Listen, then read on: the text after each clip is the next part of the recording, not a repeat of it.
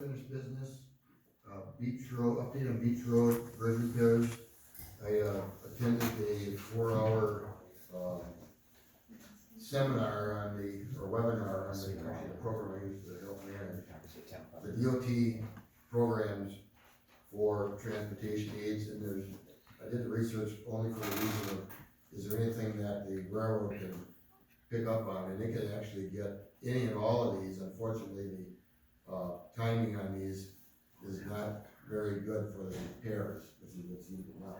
Okay, long term, I told them what we discussed before. Don't give us a bill of sale for this bridge and say, here, take this bridge as is. That's $500,000 to $1 million liability for the town. So that's a no. Okay. Number two then was, okay, let's get these repairs done. The repairs that the inspection report said these are critical. Some piling, rusting, there's a button that's got some problems, they got some exposed rebar on the underside of the deck. They got stuff that's gotta get done here in the next, they said year or two. My plan, and we're meeting with them again next week, Wednesday, the 18th. I would like the Village of East Troy, the Village of McWanago, Delaware County, and the County of East Troy to assist with the funds for the repairs. I can't see how we leave the railroad totally out of it, even though they got no money. They own the bridge, they're responsible for it. But in order to get some action on this for the repairs, I do think that, it'd be in our best interest to use some of the ARPA funds if we have other players here. Again, this railroad electric trolley, the museum is in the Village of East Troy, close to the Village of McWanago, either at Indian Head Park or at, Elgin Farmer, okay? Yeah, it goes through our town and it'll stop here in Warner Park, but we don't make any money on that. Okay, and Walworth County, has some overall responsibility on the bridge program, even though it's administrative. They already have offered to spend some of their money on these repairs. So that's gonna be our focus at our meeting next Wednesday. I'm gonna tell them, here's the programs that are possible, here's the timing on them, and none of them really fit for this repair deal. Not very good, especially considering the competition. If they replace this bridge, and it's not a new bridge, I think a jurisdictional transfer is something this board can decide on. In other words, all right, here's a new bridge, it's ours forever. Probably a good thing, okay? Because it's in our best interest that it always is a bridge, over the railroad at Beach Road. So that's what's gonna happen at that meeting, next week. I'm hoping somewhere along the line that there's some money that, the railroad comes up with. They were damaged last year because of COVID, okay? Their fundraising was zip, okay? And ARPA funds specifically talk about effects of COVID.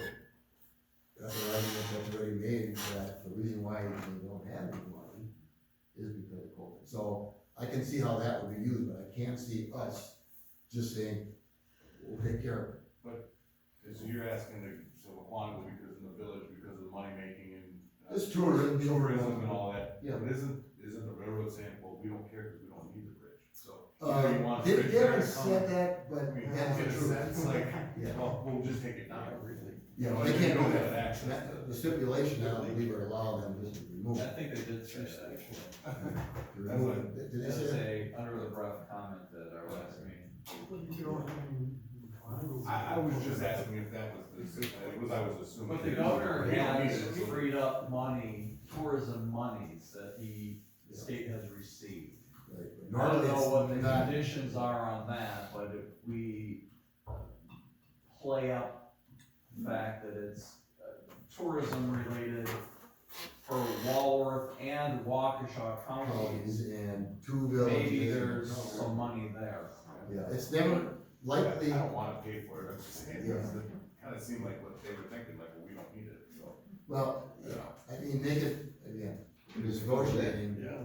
That position they have is we don't need it, our position is we don't own it. The middle is where we have to get. But long term, maybe 10 years from now, when it's a new bridge, I do think the town owning it is in everybody's best interest. Paid for it.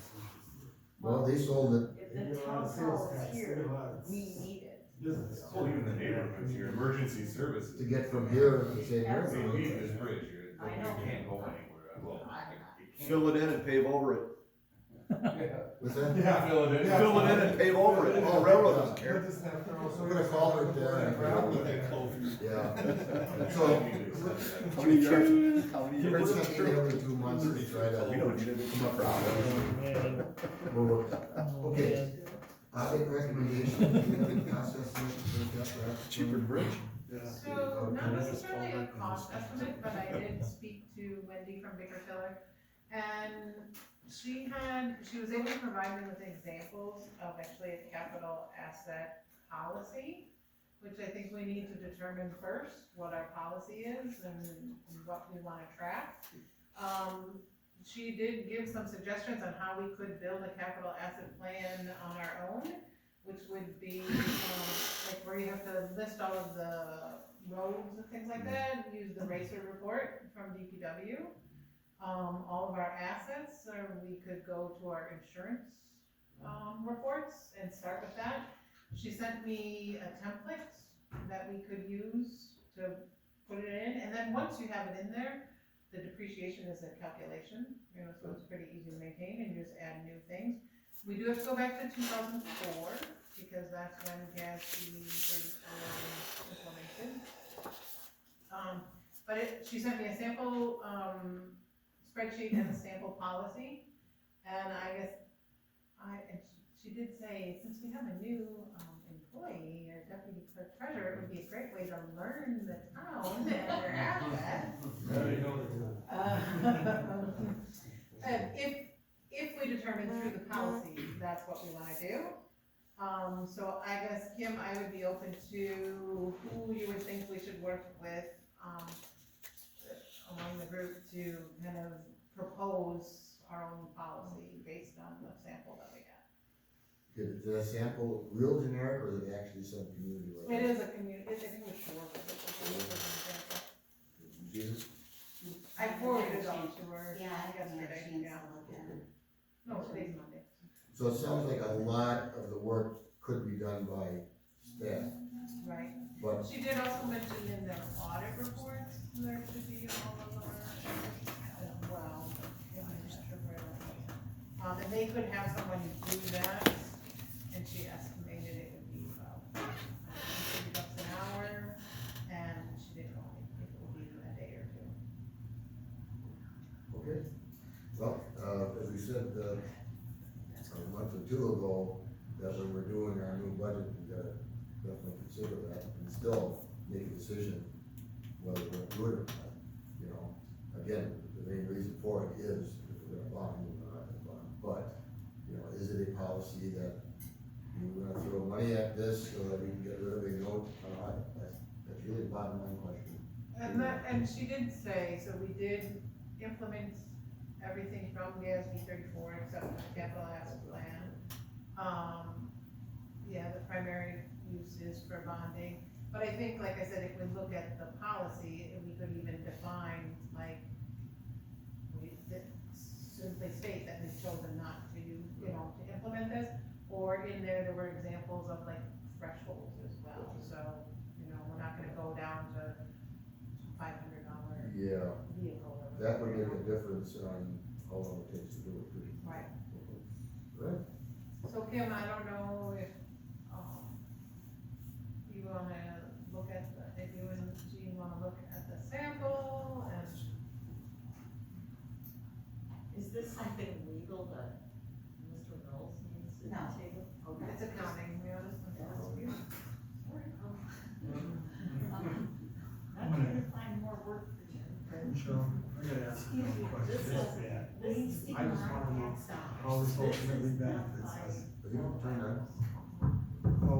How doing this Oh, yeah. plan, how this depreciation schedule, how this ultimately benefits us.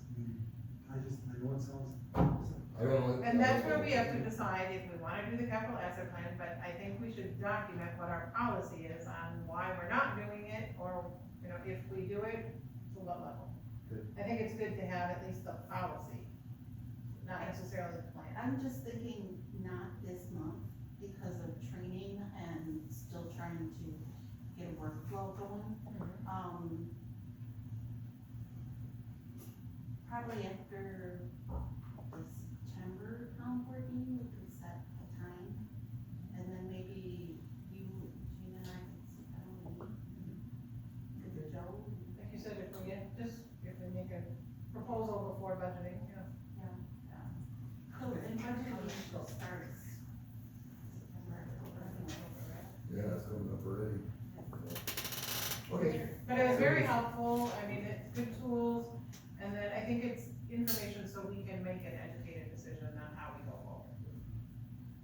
And there are, obviously, there are companies that do this specifically.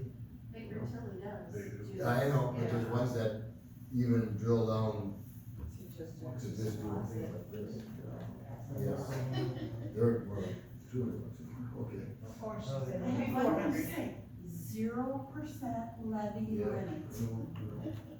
Okay, and I already gave an update on the library and heritage meetings, that's ongoing. They're still trying to see, you know, if it's possible. All the geometrics that they did in their studies, you know, for capacity in the area, says that, yeah, it'll be filled up, you know, for the number of units they're gonna do there. And the building, the library building with the 20,000 square feet would fit in there. Question is, with the new plan of service and money going directly in a portion this way, what's the change for us, you know? And being that the county or the Lake Shore Library System siphons off, you know, half of what this town is giving, I don't see where that's gonna be a problem, you know, but we'll have to see current numbers, so. Okay, new business, the carpet installation information, and we typed up a little description here, everybody got that? Yeah, I just wanted you all to have that just a reference as I kind of wrote my little presentation, because if I don't, I'll wander off too aimlessly and take too long for this. So anyways, I acquired 4 independent bids for the combined area of the meeting room, this boardroom, hallway, just outside here, and the police department. Out of fairness, I created a spec sheet for all contracts to follow, so all could bid apples for apples. It wasn't perfect, but it helped. And what you have there, I want you to refer to my request for bid sheet. So anyways, I requested for a mid-grade commercial carpet. Each contractor has their favorite brand and what they feel is appropriate for our situation. The method of preparation varies, but as the saying goes, there's one way to skin a cat. I entrust their expertise, I have to. All the contractors are reputable, they've all been in business over 30 years, and each is knowledgeable. When they ask the question, their answers were matter of fact and to the point. They all present themselves as easy to work with. The 4 contractors involved included Shepherd's Flooring from Palmyra, Bob's Flooring from Lake Geneva, Adair Flooring from New Berlin, Paul Walkowski, Inclusive Interiors from Waterford. If you like Google reviews, Shepherd has 8 Google reviews with a 4.4 rating. Bob's has 26 Google reviews with a 4.8 rating. Adair's has 3 Google reviews with a 5-star rating. And Paul Walkowski does not have a website, so he has no reviews, but he's on LinkedIn. Keep in mind, all the contractors don't play the Google game, or review game either. Anyways, the weakness in my bid process was not being more specific to the quality of tile.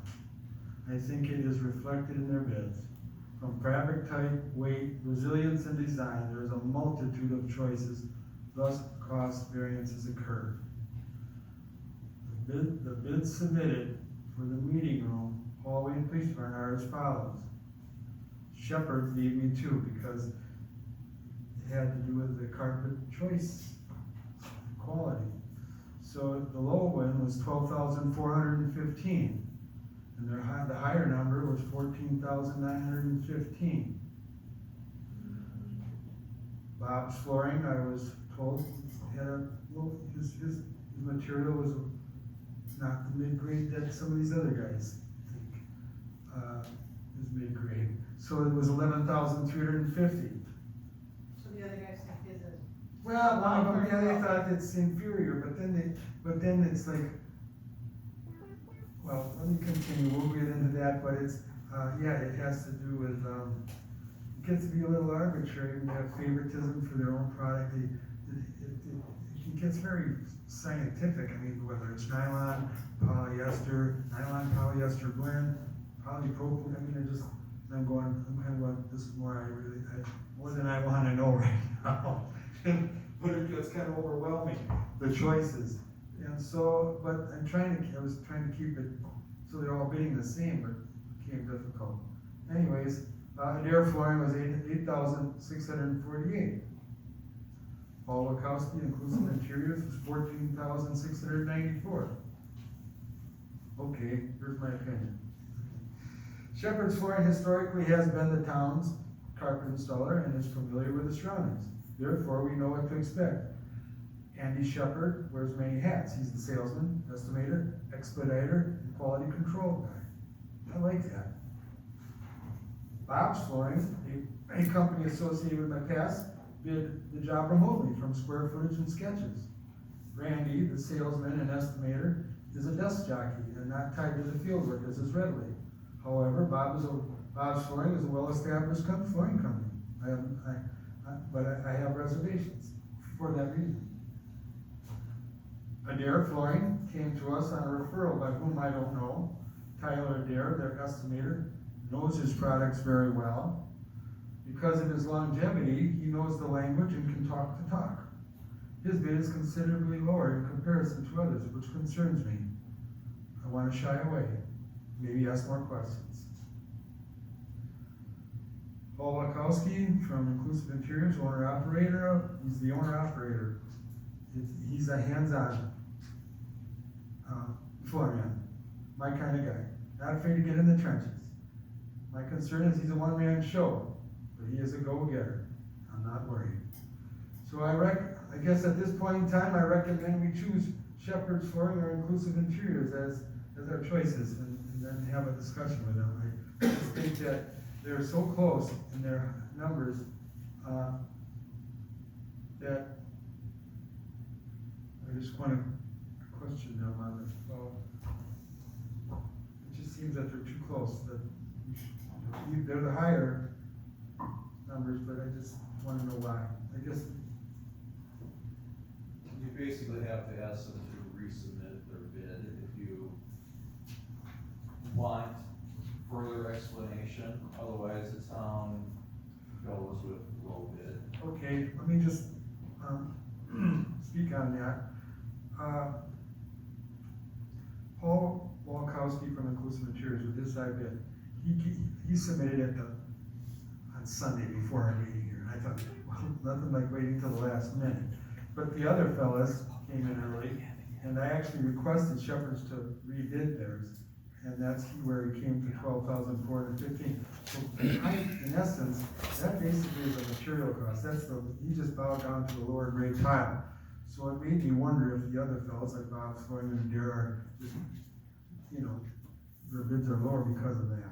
So it's kind of like, I just don't wanna put something inferior in our town hall that I get the evil eye here on and starts to fail, or whatever I guess we all have to make the choices, but, on this. But, I know this is an exciting topic to talk about. Well, there's two things here. One, like you said, is apples and apples. If you would have the same exact product in all four of these, put the proposal together on that gives us a stronger number, number one. Number two, between 5,000 and 25,000, we do have to take the low bid for a responsible bidder. Over 25,000, that's actually an official bid with the bidding documents and the whole deal.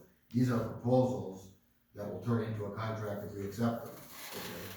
So I guess we gotta verify the low bid requirement on that. Under 5,000, we don't. You don't even need to bid on some of these.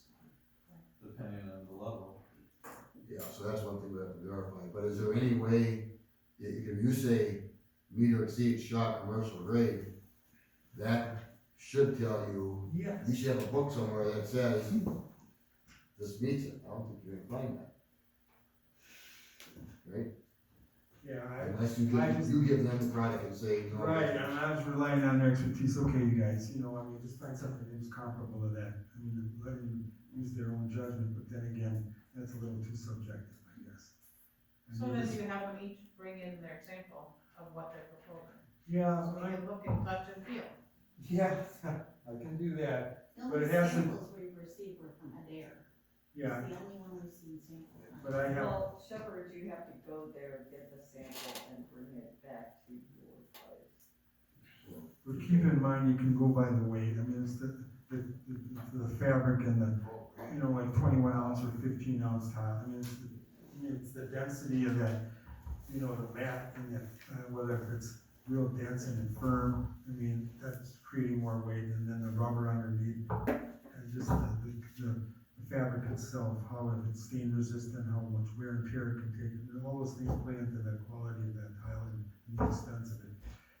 And, but then, how good is good, when is good good enough, how, I mean, how far do you want, how much you wanna make, and that's why I was asking mid-grade, is our Old Town Hall warrant? The top, you know, the high-end carpet, in hopes that we're gonna get a new town hall. I mean, I don't wanna throw good money toward bad. We don't know where that's going, but, Never. yeah, I mean, Oh, yes, sir. we do have to, I mean, you can't get something that, you know, won't make it 3 years. And by you listing at least meet or exceed, you know, shop commercial grade, that part's wrong, I mean, not wrong, I mean, that's taken care of, okay? But if there was a way, because we have to set up another meeting here later on tonight, that we could have the flooring that they're proposing, to have samples here when we have our next meeting, and we could look at that, and then the following month, then we can make a decision, also based on making sure we know, whether we can accept, any and all of these versus low, on this, but, your discussion with these people is very important, because obviously there's, I mean, no matter how much you try to make them the same, Right. they all are different on how they do their business. Yeah, they each use different vendors, so I mean, Yeah. I guess that's why you gotta be specific, well, we want nylon polyester blend with a 21 ounce. Yeah. Okay. In my opinion Go is, ahead. Many years. even if it's something that does not have to be bid, once you decide to go the bidding route, you should still go with the lowest responsible bid. Otherwise, why would you bid it, right? Exactly. Right, but the apples and apples. Providing it's apples for apples. Yes, and that's where it sounds like the only weak point is they're not all, they Yeah, all I know. have the same product. was trying so hard to get it. Okay, And is there a lifetime that they estimate for their product? Yeah, they're- Is it a I'm 3-year, finding one out guy that they for got 5 10-year years? warranties for some of this, some of, yeah. Are they all 10 years? That's why I don't wanna commit. okay, all right, so, again, since this is gonna happen after the bathroom, we're not on any big time periods here. This is one hell of a start, because we know it's gonna be one of these 4, we're just gonna narrow down the exact product, and then they'll get a look at it, and then we'll make a decision, But, again, these start as proposals, they end up as a contract, in effect, it's a bid, because we have to compare the prices, so. If this is still in the process or whatever, and I talked to people about it, but the entryway where we come in, that linoleum, whatever, is right, that should be replaced.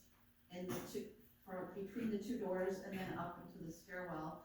And then if you're replacing this room, the hallway and the PD, you might as well do Jean's in my office and a little bit of hallway. Doesn't make any sense, because the police officers are responsible for the dirt on Jean's office. So, we should get new carpet too. Yeah, and again, it comes down to the more traffic, this obviously gets the most traffic, and then the. No, back in the offices get the most traffic. Just going back and forth? Yeah, I mean, the hallway has runs all the way down. Okay, that's, yeah, right. We have runners all the way down. This room gets, used 4 or 5 times a month, but the offices are used every day consistently.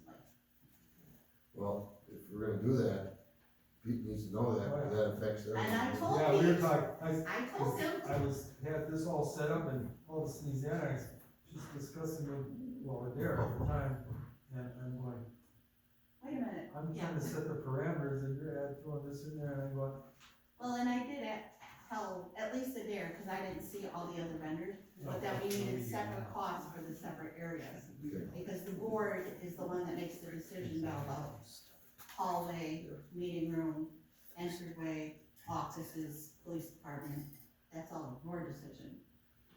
Okay, well, if they're gonna be here doing it, we wanna get it done. on that. Exactly. And maybe. Was there a difference in when they were all last replaced? I thought that's how you determined your scope, based on when everything was last replaced. Some that was more recent, or? This is a type of new versus worn also, that then you talk about. That's just a transition, sure, that's not, yeah, Yeah. but if you're here, you can, I say at least look into it, Agreed. tearing stuff up, tear it all up. Add to your list of things? yeah, no, that's all right, Done reading I that think book? about your list, and I go, I don't have that list. Yeah, and again, we have some time on that, so, but. Yeah. Okay, move on to the attorney's report, discussion regarding possible drone license, we authorize Attorney Mills to look at that and give us a. Yes, they did investigate. Congress invested, the FAA with the authority to regulate drones. I did review correspondence given to me by Mr. Sos and Mr. Vaughn in the